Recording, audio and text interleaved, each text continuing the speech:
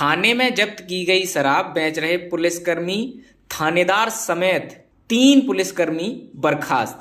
दोस्तों ये घटना है बिहार की, और बिहार में आप सभी को मालूम ही है कि बिहार में शराब बंदी है। तो इसी के सिलसिले में जब वहाँ की मद्य निषेध जो टीम होती है, जो शराब पकड़ने वाली टीमें होती हैं, जब उन्हें पता चलता है कि कहीं शराब है तो उन शराब को पुलिस द्वारा जब्त कर लिया जाता है। तो इसी जब्त की हुई शराब में से, वैसे तो ऑर्डर होता है कि उनको तुरंत नष्ट कर दिया जाए, लेकिन पुलिस ने कुछ शराब अपने पास जब्त करके जो इनका मालखाना होता है वहां रख ली थी।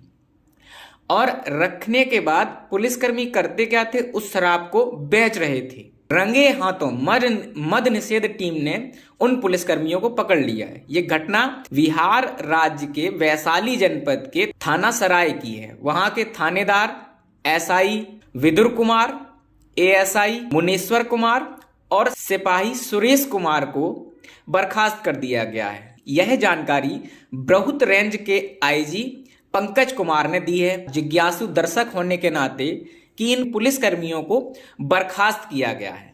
देखिए, पुलिसकर्मियों में 3 प्रमुख दंड दिए जाते हैं। पहला, उन्हें लाइन हाजिर किया जाता है। दूसरा, उन्हें सस्पेंड किया जाता है।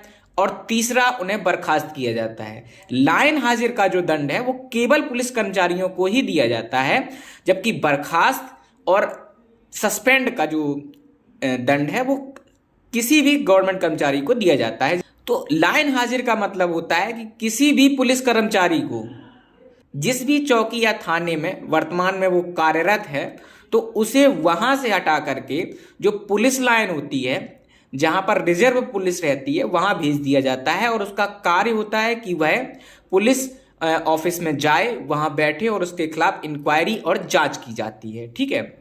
और इस बीच उसके वेतन में कोई कटौती नहीं की जाती है, उसका पूरा वेतन मिलता है। ठीक है। अगर दोषी पाया जाता है तो उसके खिलाफ एक्शन लिया जाता है, अन्यथा उसे उसी तरह कुछ समय बाद किसी चौकी में भेज दिया जाता है। इसके बाद सस्पेंड क्या होता है?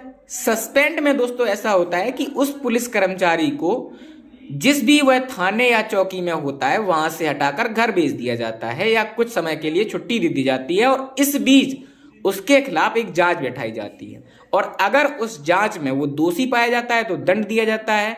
लेकिन इस बीच उसकी जो सैलरी होती है और उसका जो इंक्रीजमेंट होता है वो रुक जाता है। कुछ समय पश्चात उसकी वो सैलरी दे दी जाती है।